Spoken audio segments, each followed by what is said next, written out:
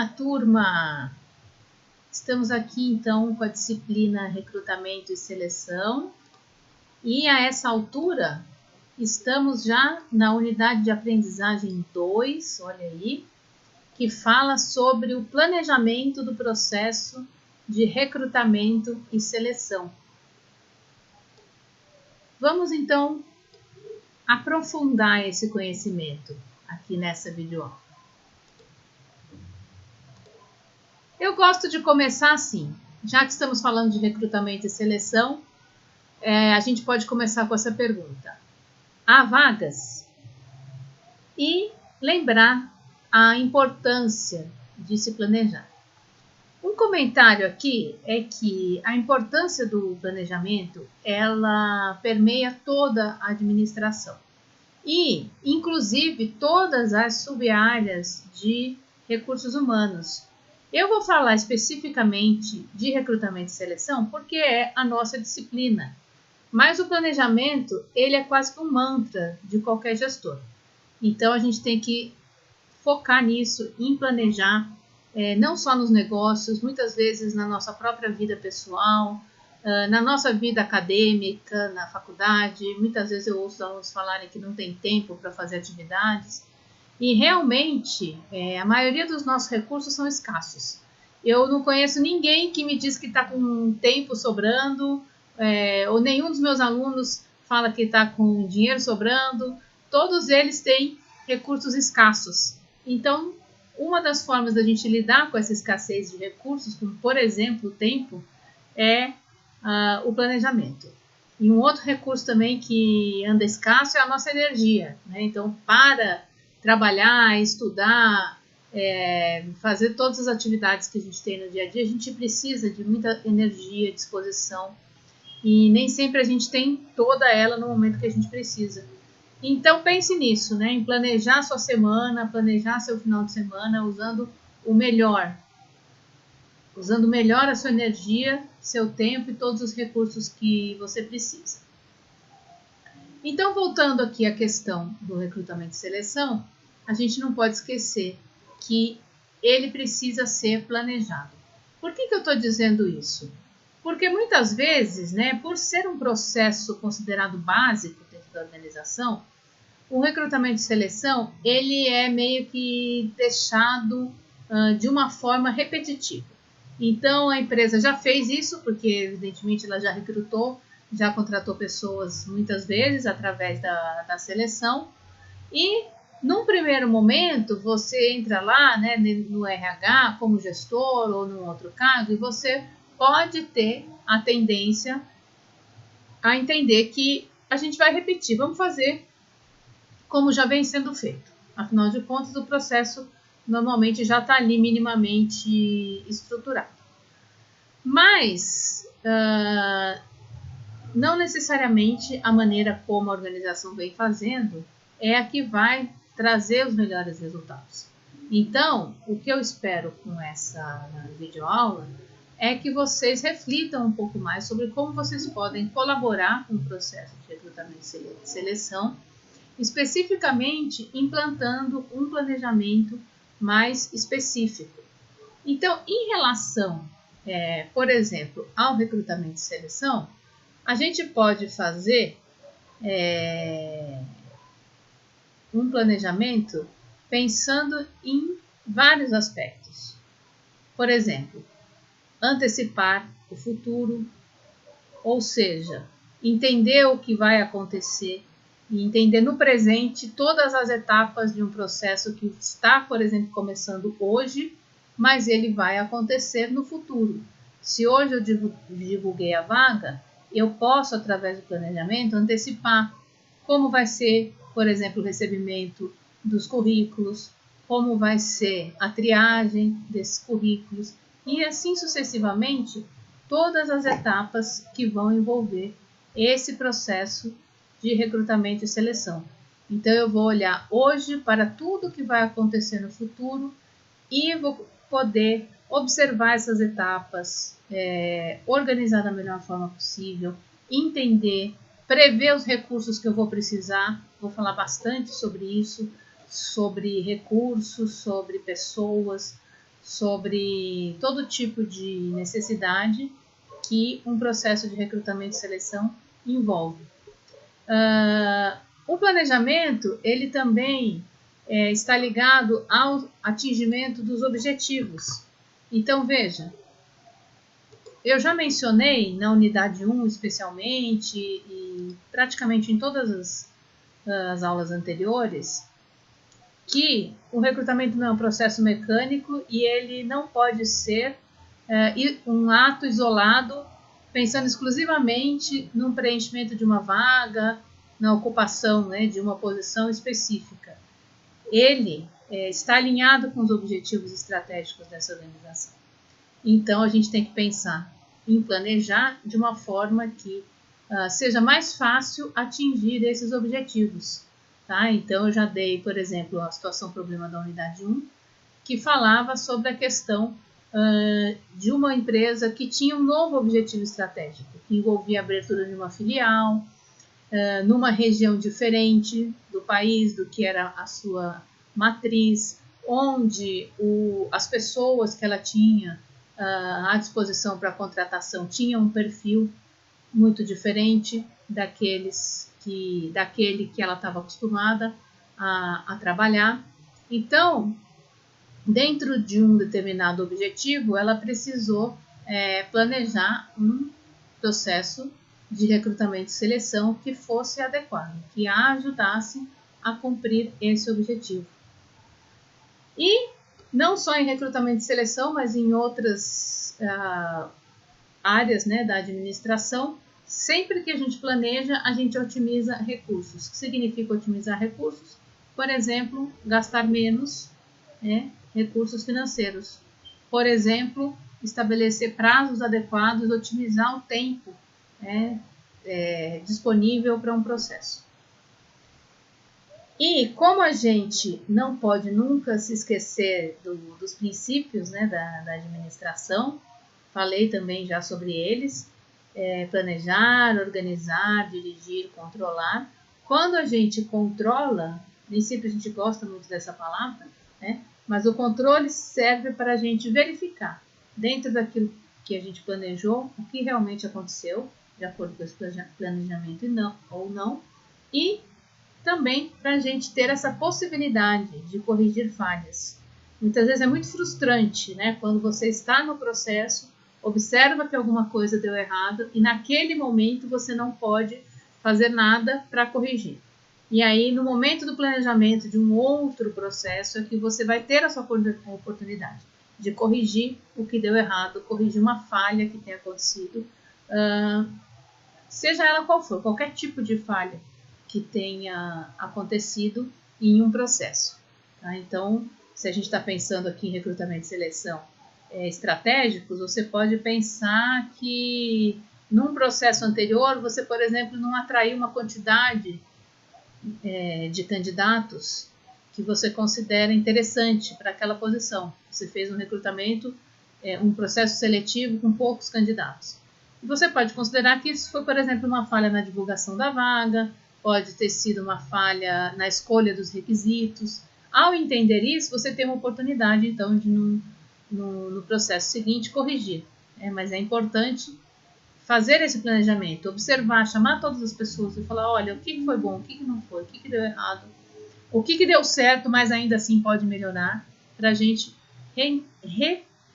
replanejar de uma forma a corrigir falhas. Tá? Na verdade, pensando em todas essas questões, antecipar o futuro, né, os objetivos todos que se tem, quais são os recursos que a gente tem e que temos que otimizar, né, com certeza, e nas falhas que eventualmente já aconteceram em outros processos.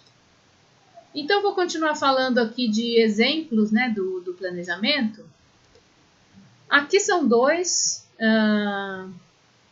Vou afastar um pouco a imagem aqui. Eu mostrei esses dois fluxogramas, né, na aula passada, como exemplos de um fluxograma que é parte do planejamento de um processo de recrutamento e seleção.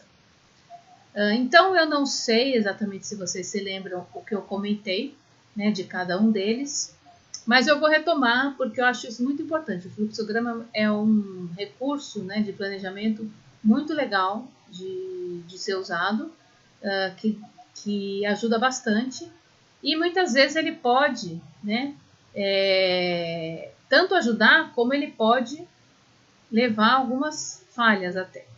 Então, eu tinha feito aqui, não sei se vocês se lembram, uma crítica, né, a esse modelo. Por quê? Porque ele parte aqui de algumas etapas que estão ok, né? Desenho do cargo, divulgação da vaga, triagem de currículos, testes psicológicos, testes de conhecimento específicos, entrevistas, dinâmica, parecer psicológico. Supondo que essas etapas aqui sejam adequadas para a seleção que essa empresa está fazendo, né?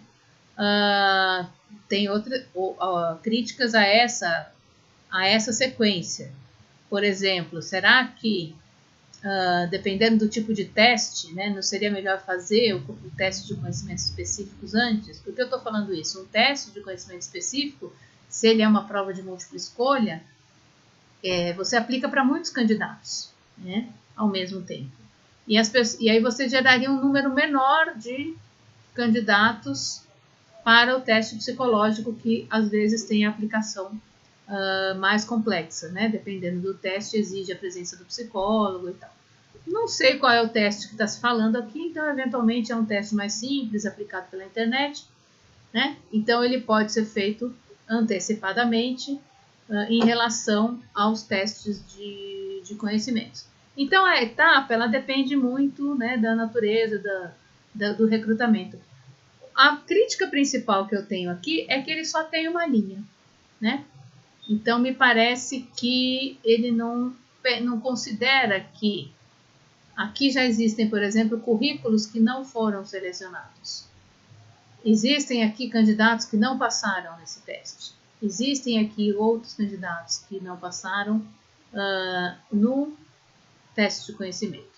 E esse aqui já é mais completo. Então, você vê que em várias etapas ele tem a situação do não e do sim. E o não gera um fluxo e o sim gera um outro. Né? Aqui também, sim. Se sim, acontece tal coisa. Né? Se não, acontece uma outra coisa. Então, aqui é um uso, né, mais completo e melhor da ferramenta do fluxograma. Embora, se a gente for entrar aqui na particularidade, a gente pode encontrar aqui nesse percurso também alguma crítica. Mas por que eu estou dizendo isso? Porque você não vai achar, não adianta você achar que você vai encontrar no Google um fluxograma que seja perfeito para você. Né? Você vai ter que criar o seu, justamente a partir da realidade do seu processo seletivo, da realidade da sua organização, das etapas, né, que serão incluídas, e aí vai conseguir, então, chegar num desenho de fluxograma que satisfaça. Mas é importante considerar isso, né? As coisas não acontecem nunca, nem no recrutamento de seleção e nem em outros processos da empresa, num único fluxo, numa única direção.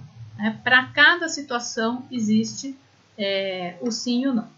Então, é importante levar isso em conta quando você está planejando, né? Quando você está desenhando.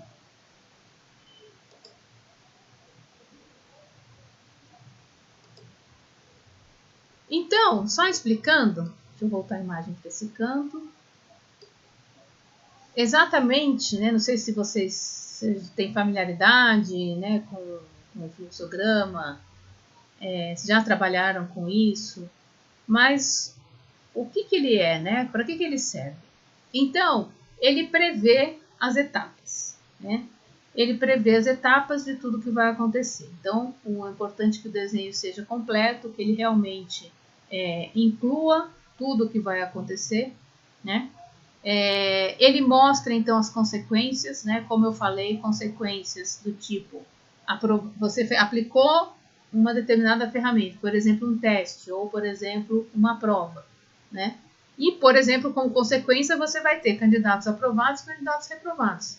São duas consequências possíveis para um único ato, que é a aplicação de uma prova, né? E por isso que eu estava mencionando no slide anterior que o sim vai gerar um caminho desse candidato e o não vai gerar um outro caminho.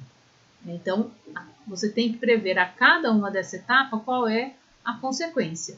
Se você, por exemplo, vai aplicar o teste e a prova em todos os candidatos, né, não tem essa necessidade de só aplicar a prova nos classificados, né, no teste, então você vai ter um único fluxo.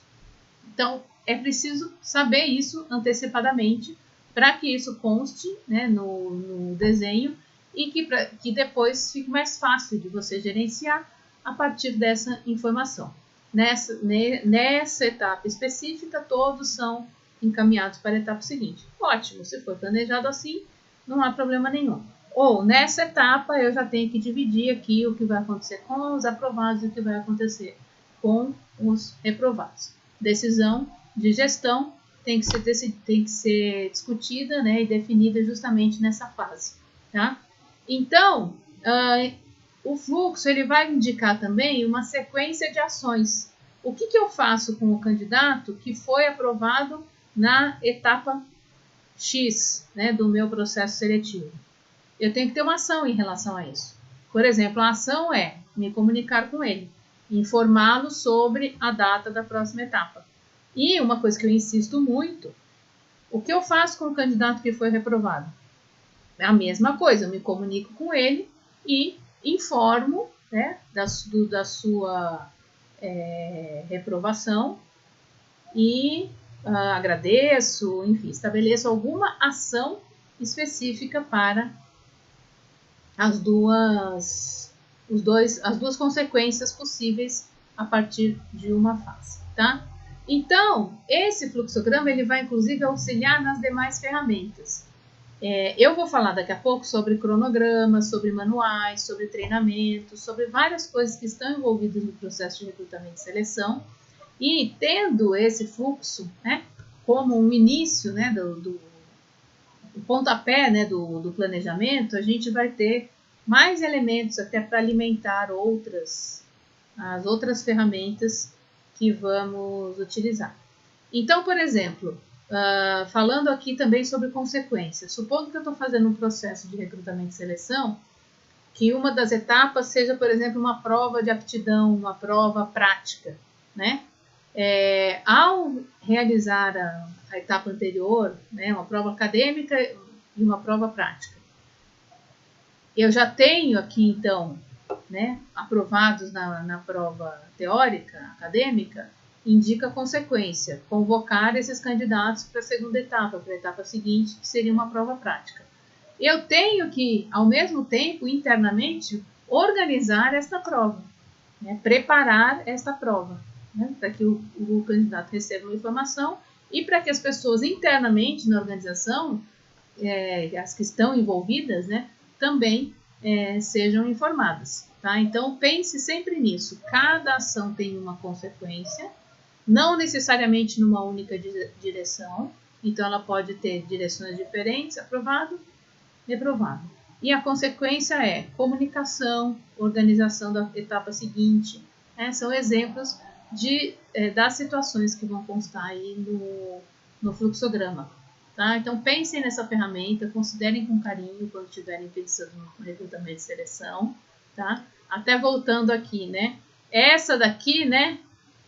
Ela é muito simples. Se você for pensar exatamente tudo que envolve um processo, o desenho provavelmente vai ser mais parecido com esse, né? E também vai ter coisas aqui que não se aplicam. Bom, ainda falando, né, sobre essa questão do fluxograma, eu dividi essa aula assim, em uma explicação, né, sobre cada uma das ferramentas e uma série de recomendações. Essas recomendações são recomendações mínimas, tá? Para falar a verdade, eu não tenho aqui uma bibliografia específica de onde eu tirei essas recomendações. Eu tirei mais da minha própria experiência e também do acumulado, né, de leituras e bibliografias que eu consultei ao longo desse tempo todo trabalhando com recursos humanos. Tá? Então, Eu espero que vocês prestem atenção nessas recomendações, porque algumas delas vão parecer bastante simples, mas no dia a dia vão fazer bastante diferença, né? E outras podem ser coisas que eventualmente vocês não pensaram, né? Como eu falei, às vezes o processo de recrutamento e seleção ele é um pouco esquecido, ele é um pouco deixado de lado, tem um certo desleixo da organização, justamente porque ele é bastante repetitivo e ele já foi bastante utilizado. Então, se você for utilizar um fluxograma, e a minha primeira recomendação é que você utilize realmente o fluxograma, lembre-se de incluir todas as etapas, tá? Por quê? Porque é comum que alguma etapa seja esquecida do fluxo, ou que alguma coisa que, por exemplo, para o gestor de RH, ela é tão óbvia, ela é tão natural, que ela não entra, né, na imagem, no fluxograma, porque ele já considera que aquilo é uma parte inerente ao processo. Então, você tem que pensar o seguinte, esse fluxograma ele vai ser um documento que vai ser compartilhado, por exemplo, com outros gestores, né, da área que está envolvida na contratação. E as coisas que estão na sua cabeça não necessariamente estão na cabeça dos outros envolvidos. E especialmente outras pessoas que não são da área, né, que não são de RH. Então, se eu posso dar um exemplo, às vezes a própria questão da triagem, né, do divulgação e triagem de currículos é tão automático para o RH pensar nisso, né, que eventualmente ele pode achar que não pode achar que não é urgente que se coloque ou, de certa forma, esquecer, deixar de lado, né? Eu vou voltar aqui, por exemplo. Aqui, né, desenho do cargo, divulgação da vaga. E uma crítica que eu tenho aqui é que você vai desenhar o cargo justamente no momento, né, do recrutamento. Pode ser que o desenho do cargo já esteja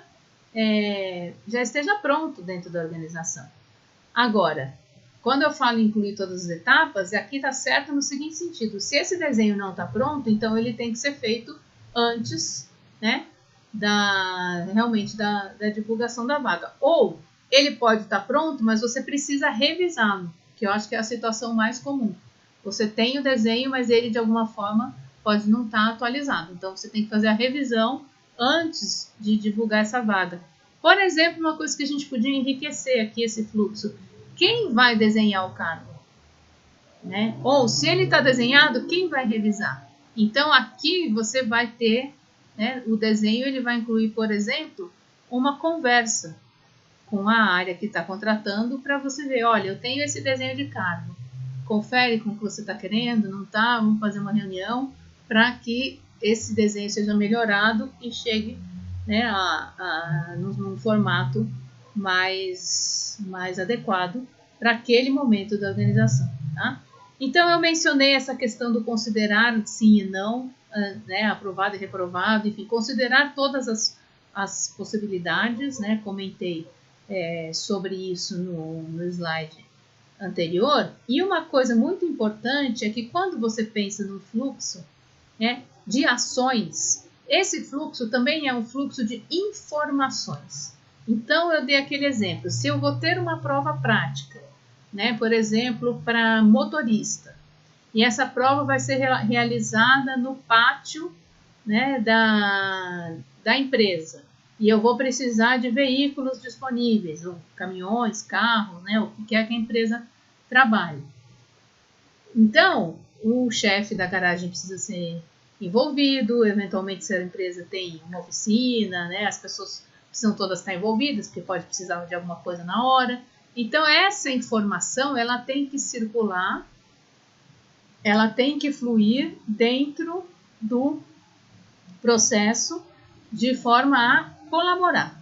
Outra coisa, outra informação importante é a informação para o próprio candidato, né? Eu ouço muitos dos meus alunos que participam de processos que eles não sabem o que vai acontecer. Você vai à empresa, se dispõe, participa de alguma etapa, uma prova, uma entrevista e fica sem informação, tá? Então, é importante que exista esse fluxo da informação da empresa internamente, da empresa com o candidato, né? E as informações, todas elas, né? Especialmente nesse caso, as informações relativas ao próprio processo seletivo. Em que momento você vai informar esse candidato, por exemplo, sobre o salário? Foi divulgado lá na divulgação da vaga? Eventualmente não. Às vezes a vaga é anunciada sem o salário. E essa informação em algum momento tem que ser dada para esse candidato. É só no final?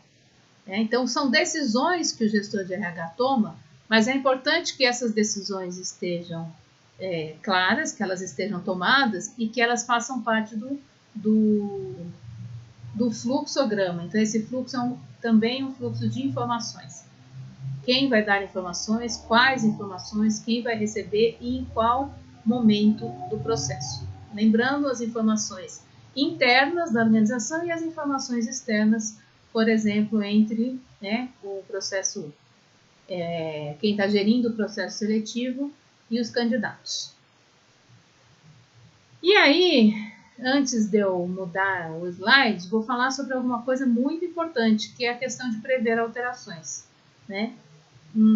Em teoria da administração, a gente costuma dizer que todo plano nasce velho. Então, o professor Amaru, por exemplo, que escreveu um livro importante sobre teoria da administração, ele fala isso. Qual a diferença de planejamento e plano? Uma diferença é o seguinte: o plano ele é o fluxograma desenhado.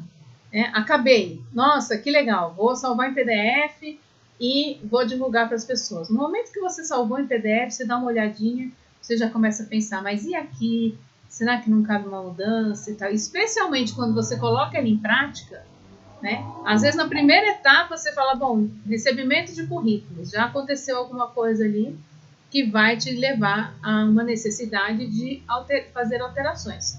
Então pense que a ferramenta é para te ajudar, não para te engessar, para atrapalhar e prejudicar o processo, E se a gente tiver que fazer alteração, que façamos.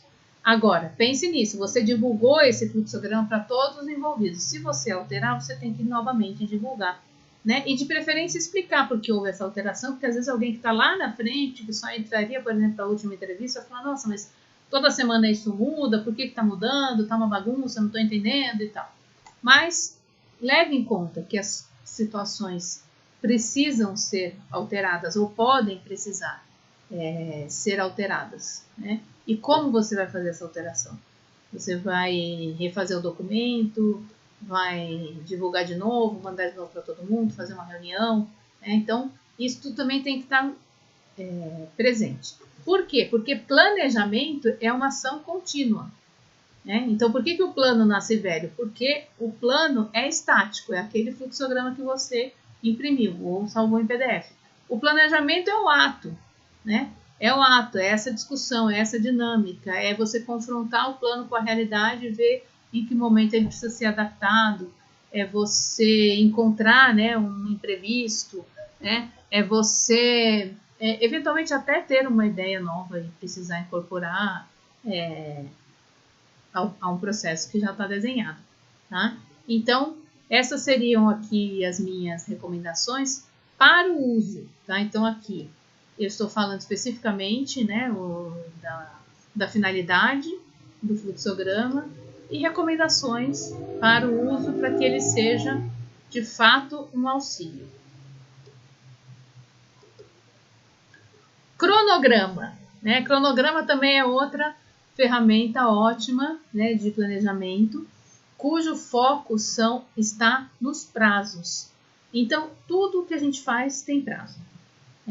E muitas vezes, quando não tem, a gente tem até necessidade de colocar. Então, o cronograma vai ser focado nisso, prazos, quanto tempo eu tenho. E, na verdade, por que eu coloquei aqui... está no próximo slide as recomendações. Às vezes é o tempo que eu tenho para fazer, mas é um pouco diferente do tempo que eu necessito para fazer alguma coisa, Na empresa, em geral, tudo é para ontem, E o prazo que te pedem uma atividade, muitas vezes não é o prazo que você gostaria de ter para fazê-la, Mais ou menos como é, na faculdade, Muitas vezes o prazo nunca é satisfatório para quem tem que entregar. Mas ele sempre vai existir.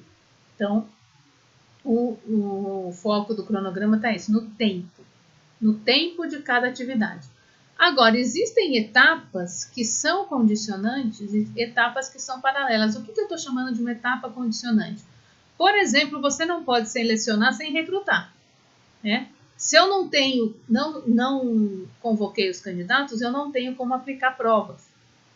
Isso aqui é uma condicionante. Primeiro eu convoco os candidatos, depois eu aplico prova. Não existe a possibilidade de eu aplicar esta prova sem ter convocado os candidatos. Agora, existem etapas que podem acontecer em paralelo, né? Por exemplo, etapas que podem acontecer em paralelo é a comunicação. Depois de uma determinada etapa, eu vou me comunicar com os aprovados e com os reprovados. Isso pode acontecer de forma paralela. Eu não preciso primeiro comunicar todo mundo que foi aprovado para depois me comunicar com os reprovados. Não é necessário. Pode acontecer em dois, porque um ato não interfere no outro, né?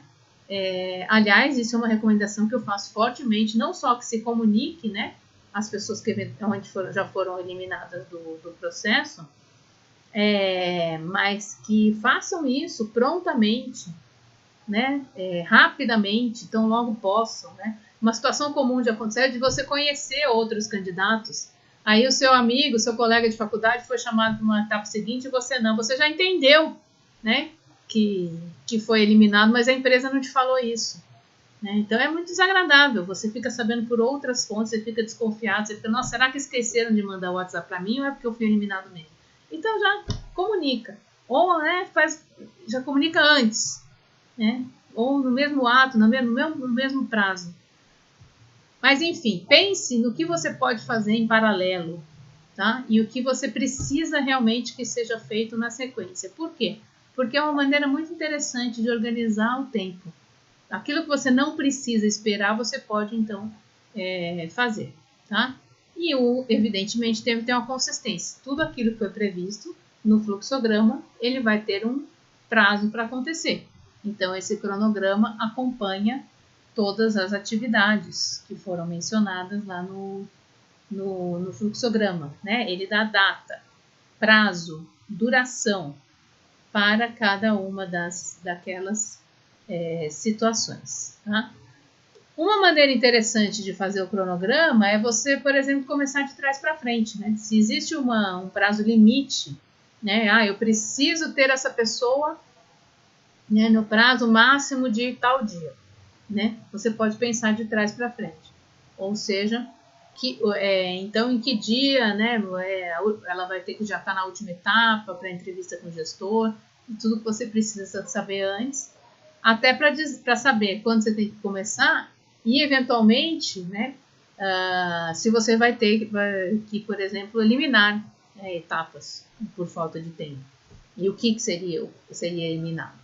Então, essa questão do prazo é muito importante porque ela pode, né, eu falei o seguinte, faça o fluxograma e depois põe no cronograma.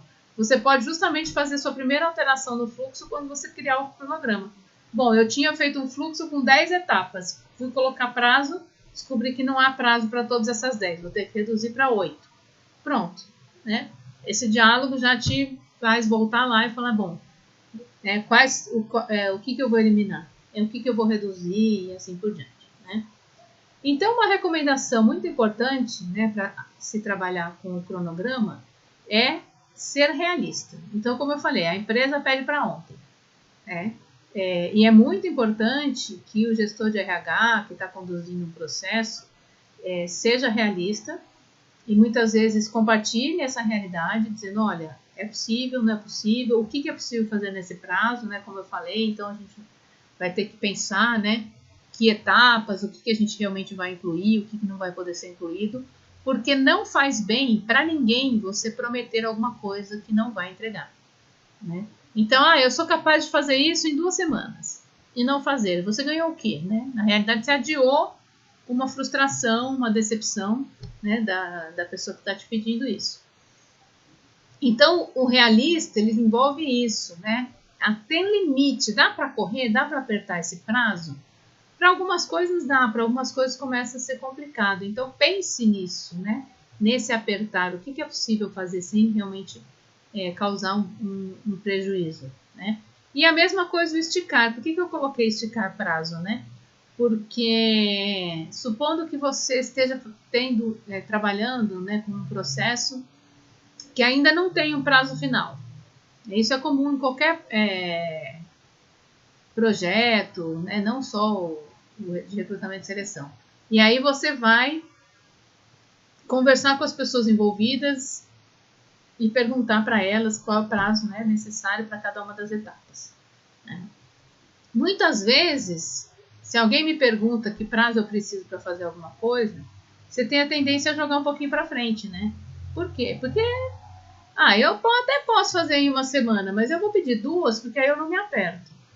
Só que pense em todo aquele fluxo que você criou, se cada etapa, cada pessoa envolvida for colocar alguns dias a mais, né, para ela não se apertar, né? Ou até mesmo dentro do RH, né, essa coisa de esticar. Então, o diálogo tem que ser muito próximo para que esses prazos sejam realistas, sejam viáveis, né, e não sejam apertados demais ou esticados. É quase que uma tarefa, né, de alinhamento profundo, assim, né? Você está todo mundo muito envolvido e muito consciente para que essas coisas aconteçam, não só em recrutamento e seleção, tá? Bom, e o último item aí desse slide é a questão das revisões. Por quê? Da mesma forma que eu falei, né, que o fluxograma tem que estar aberto a algum tipo de alteração, o cronograma também tem que estar aberto, né? Então, de novo, né, a partir do momento que você colocou em prática, vão começar a surgir as necessidades de alteração. E aí você vai prever a revisão. Agora veja, você rever o cronograma é alguma coisa totalmente diferente de simplesmente atrasar um processo, né? Então, assim, se você precisa estender um prazo para uma determinada atividade, ok, isso é uma situação que deve acontecer. Mas aquela atividade, então, tomou mais tempo e aí alguma outra lá na frente perdeu tempo. Ou o prazo final também foi estendido na mesma proporção que essa atividade específica. Então, a revisão, ela implica isso, você rever até o fim. Se eu simplesmente joguei o prazo final para mais para frente, ou se eu tive que, nas etapas seguintes, diminuir prazos, né? Não é simplesmente atrasar. Então, rever cronograma não é atrasar, não é liberar o atraso, né, de quem está envolvido. É realmente rever. Refazer a partir de uma necessidade que surgiu, e essa necessidade pode ser uma necessidade de adiamento, de extensão de prazo, né? Porque alguma coisa aconteceu e uma determinada etapa levou mais tempo, e assim por diante. Como pode acontecer o contrário, né? Pode-se levar menos tempo do que o previsto, e aí, de novo, você vai ter que fazer, vai poder fazer, né? Uma revisão, ok? Então, minhas recomendações, né, para a utilização de cronograma. Acho que são algumas recomendações dessas são genéricas, né, para qualquer processo, mas estou pensando especificamente aqui nesse processo de recrutamento e seleção. Quer ver uma coisa que pode acontecer? Se você tem uma procura maior do que você está esperando, né, pela vaga, algumas etapas iniciais podem acabar levando mais tempo. Supondo que você vai fazer a triagem desse currículo internamente, manualmente. Você recebeu muitos, né? Ou você cria um critério arbitrário, tipo, olha, vou triar só os primeiros que eu recebi e já elimina sem ler. Ou você pode, então, aumentar o tempo que você precisa para essa triagem. E aí, como eu falei, aumentou aqui, tira de lá. Ou estende lá no final, dependendo do que é possível fazer, né? E do que não é possível, tá? Então, prazos, né? O gerente da área que está envolvido, que faria uma entrevista, teve uma viagem de emergência, não cumpriu o cronograma. Vai ter que fazer na semana seguinte? Bom, nesse caso também, muda-se o cronograma, né? E aí vai ter uma implicação, né? Nas etapas seguintes ou eventualmente no prazo final, tá? Então, são questões aí envolvendo o uso de cronograma que eu considero importantes. Manuais e documentos, tá?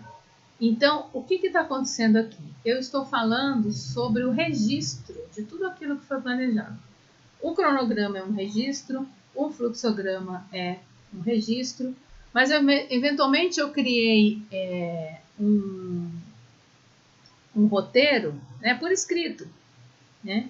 E aí eu vou então colocar isso aqui, né, em algum tipo de documento. Por quê? Porque eu preciso orientar. Quem eu estou chamando aqui de participantes? Participantes têm os candidatos, eventualmente, mas os participantes internos, né? Pensa que o recrutamento, né, como eu falei, ele é aquela forma de contato, é um primeiro contato de uma pessoa com essa empresa, né? E essa pessoa vai chegar, o que ela vai fazer? Ela vai passar na recepção, eventualmente ela vai ser encaminhada, né, para uma sala de espera. E aí, o que você quer? Como é que esse candidato vai ser tratado? Se você tem uma estratégia nesse sentido, como RH, todas as pessoas envolvidas, todas, né? Então, da recepcionista que recebeu esse candidato, fez o crachá dele para entrar, né? Sei lá, presidente da empresa que vai ser o último a entrevistar, todos eles são participantes, todos eles podem ser orientados, né, sobre como participar. E o último ponto, então, desse slide é sobre a questão dos modelos, então, de comunicação, né? O que eu estou chamando de modelos de comunicação?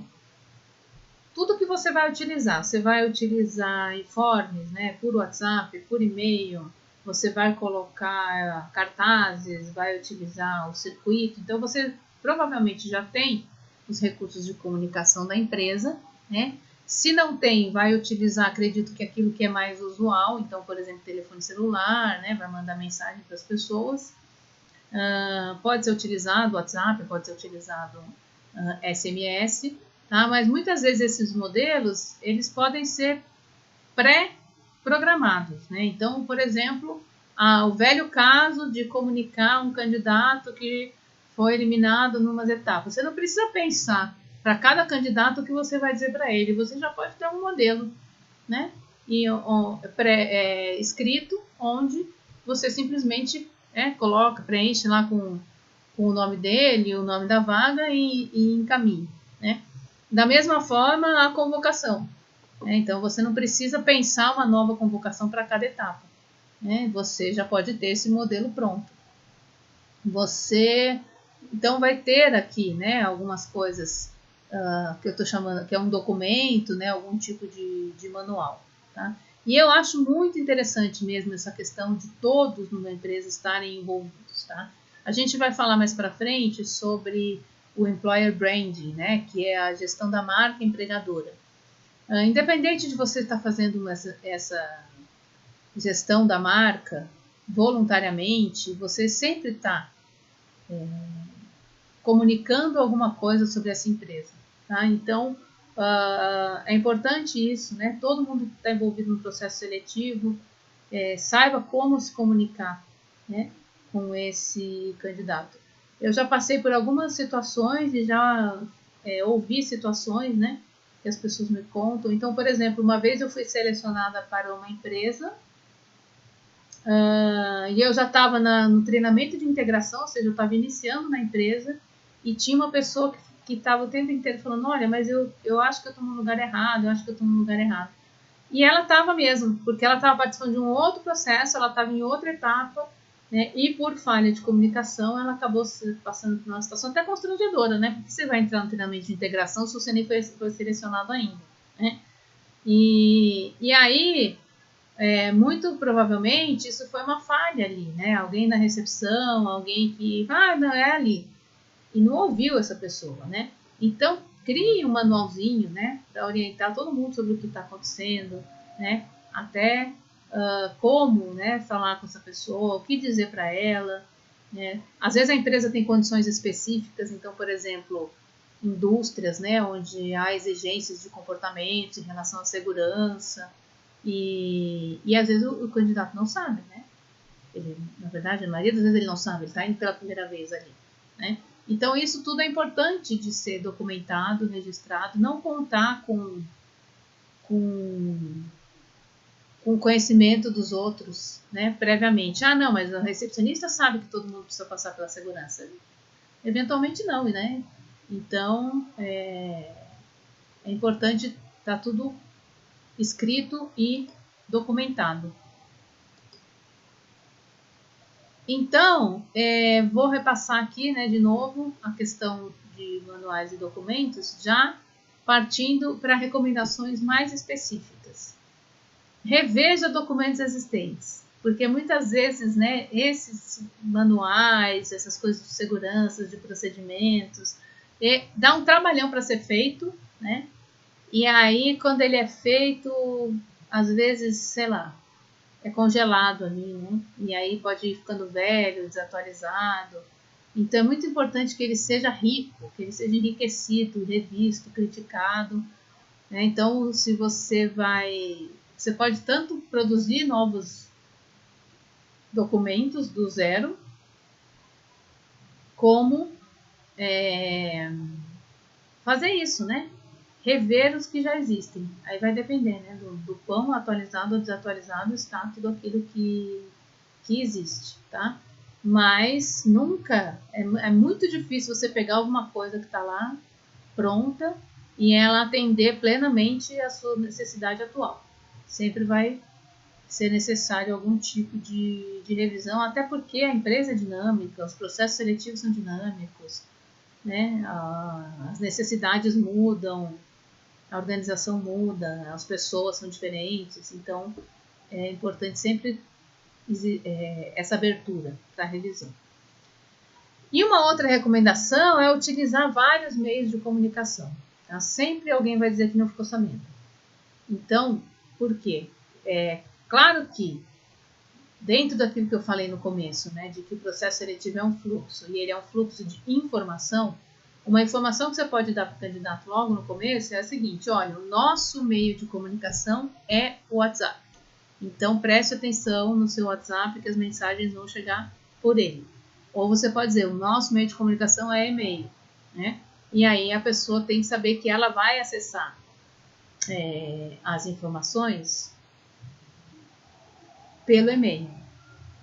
Mas, até como uma pessoa da área de comunicação, eu posso dizer que um e-mail só nunca vai ser suficiente, tá? Então, dobre no mínimo, essa informação. E-mail e WhatsApp, telefone e telefonema de voz e mensagem de texto. Ou até mais de um. Uma coisa interessante, por exemplo, é você ter, se a empresa tem lá o seu site, o portal, mantenha, né, o fluxo das informações ali, né, no portal, né, para que o candidato possa de forma ativa também acessar, não só receber o que a empresa está dizendo, mas como é que está? Que etapa será que eu estou? E ele poder, então, acessar essa informação. Pode ser o portal, o site da empresa institucional, ou mesmo nas redes sociais, né? Que hoje se utiliza mais a rede social até do que os sites institucionais. Inclusive, eu vejo, né, muitas vezes o site institucional das empresas meio abandonado, né? De tanto que se dinamizou a comunicação por rede social, mas isso é assunto para outra aula, tá? Então, as recomendações estão aqui, claro que podem existir outras, mas essas são importantes, eu peço que vocês observem.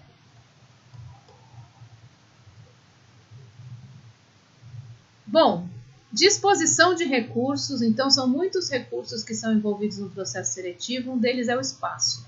Então, eu estava falando agora há pouco, né, da recepção. Que tipo de processo você vai fazer? Você vai chamar uma pessoa por vez ou você vai ter uma etapa onde você vai acolher muitos candidatos de uma vez, né? Quando você está planejando, você tem que pensar nisso, porque você vai precisar de espaço. Como que você vai receber esse candidato? Por onde? Existe um lugar, uma sala de espera, né? Onde você vai, por exemplo, acomodando cada um que vai ser chamado? Então, pense nisso. né? Se tem esse espaço, se ele está disponível, se ele está adequado, né? Então, é parte do planejamento isso. Pense no espaço das entrevistas, né?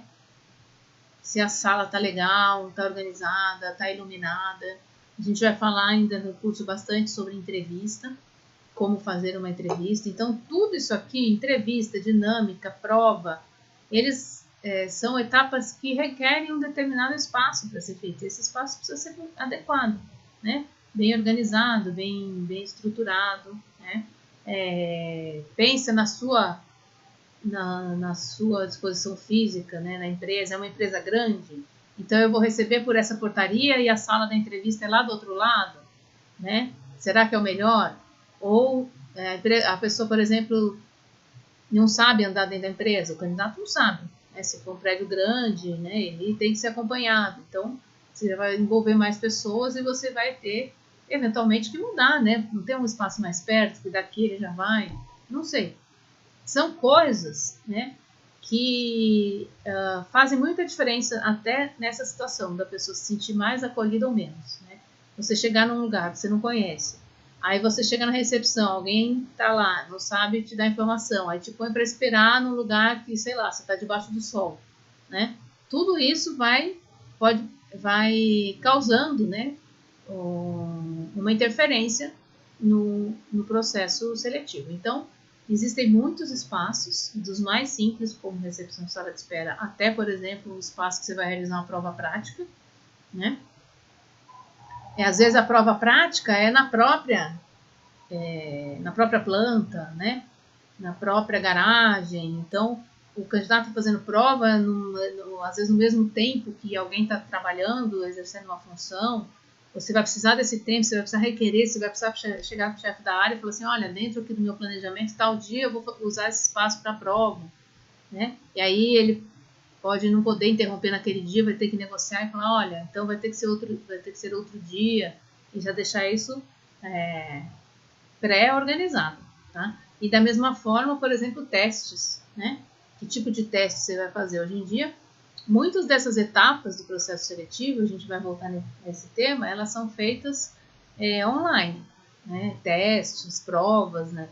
Mas não existe um processo que seja inteirinho digital, né? No mínimo, uma entrevista presencial a pessoa vai fazer, eu recomendo até que seja mais. Mas, né, então ela vai precisar desse espaço. Por exemplo, né, eu quero aplicar uma prova de Excel, mas eu não solicitei computadores. Não solicitei, né, o laboratório de informática para encaminhar os candidatos. Então, são espaços, né, e outros recursos que vão ser utilizados, né, materiais, por exemplo. Né? Então, aqui, disposição de recursos, qual material? Preciso de computador, eu preciso de... Né, às vezes é muito frustrante, né?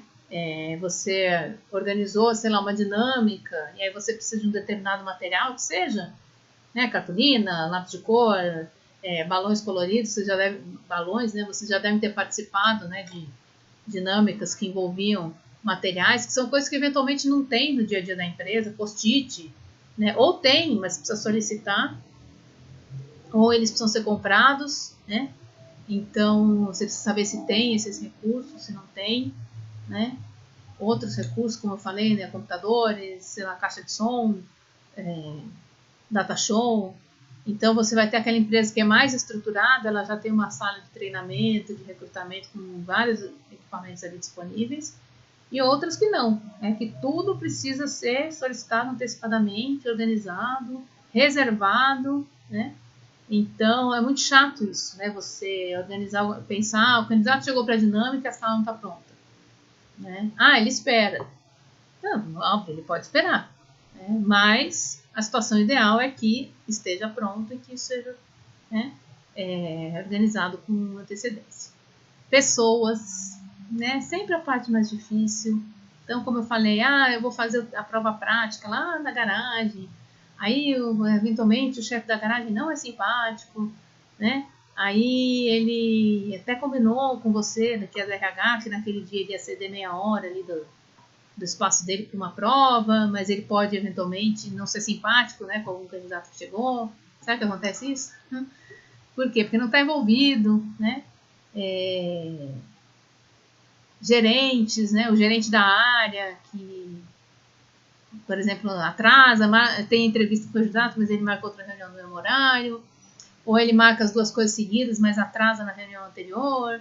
Às vezes a pessoa precisa se atrasar, mas eu acho que sim, ela vai falhar menos no processo quanto mais ela estiver envolvida, tá? E esse papel de envolver, de explicar a importância, de mostrar o cronograma, de mostrar o fluxograma, de justificar, é um papel da gestão de RH.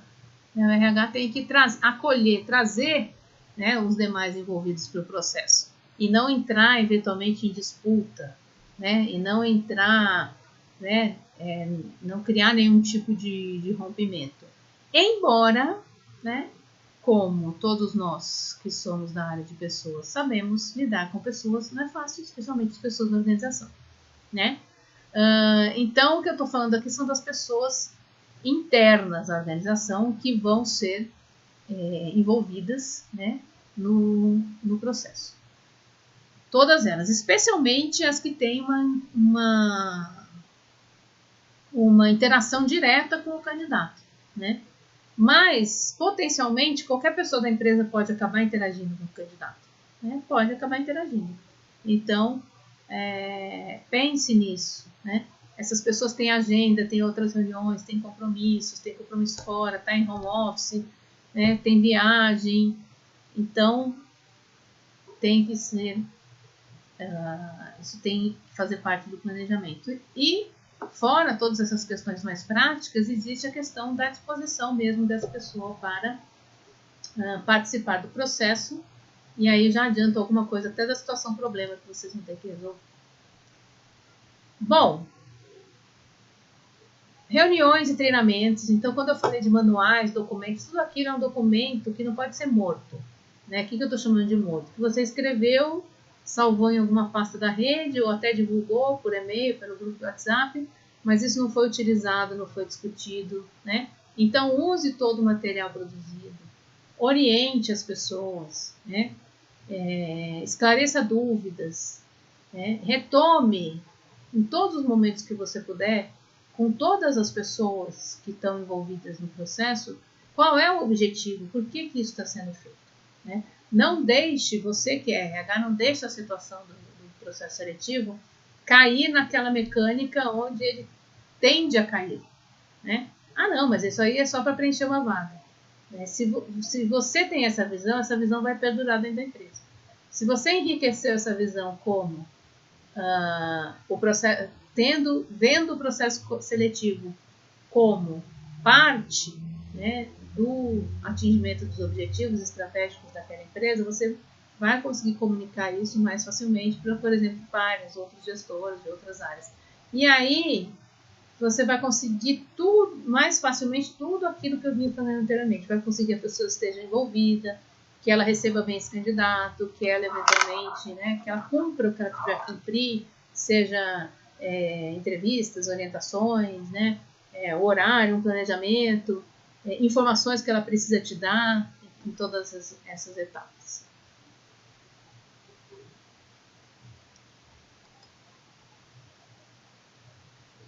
Bom, adiantei, né, esse slide, ou seja, realmente envolva as pessoas, né? Não trate isso como um processo mecânico e burocrático, envolva todas essas pessoas desta forma, né? Faça com que cada um entenda por que isso está acontecendo e por que é estrategicamente interessante. Bom, para finalizar, estou partindo aqui então para os 2 slides finais, né? Uma mensagem importante que é o planejamento é seu grande aliado. Então, não pense em fluxograma, cronograma, orçamento como coisas complicadas, difíceis e que vão te atrapalhar. Sempre pense como aliados. Documentos que você vai produzir, tudo isso são coisas que vão te ajudar no processo todo, né? Por exemplo, no processo de recrutamento e seleção. E aí, uma outra mensagem importante é: não o transforme, ou seja, não transforme o planejamento em seu... Opa! Vou corrigir aqui. Não transforme o planejamento em seu inimigo. Porque quando que ele é um inimigo? Quando você não tem abertura para as revisões necessárias, ele só te engessa, só te atrapalha.